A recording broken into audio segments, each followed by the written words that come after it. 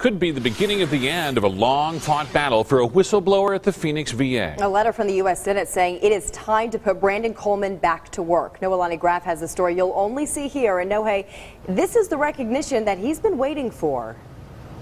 Stephanie, these are two heavy hitters publicly acknowledging that he's been telling the truth ever since coming forward with his story on ABC 15. In fact, we are mentioned in this letter. These senators believe he was retaliated against for raising the red flag about suicides being mishandled at the Phoenix VA.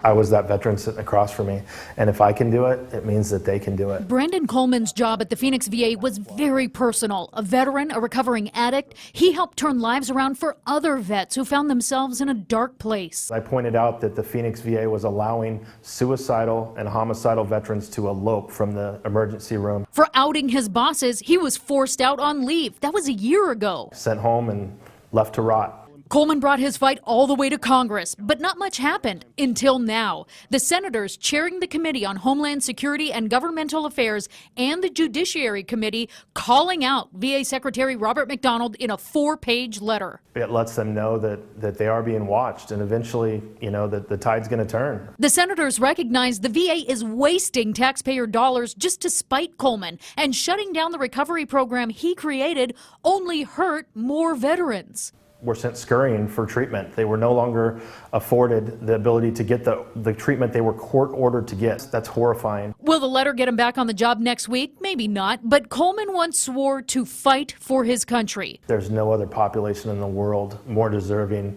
or that I want to work with more than veterans of the U.S. military. And clearly his army of support is growing.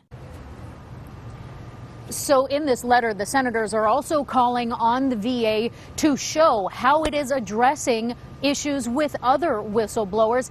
And it's also asking that the administrators who mistreated Coleman be held accountable. Steve?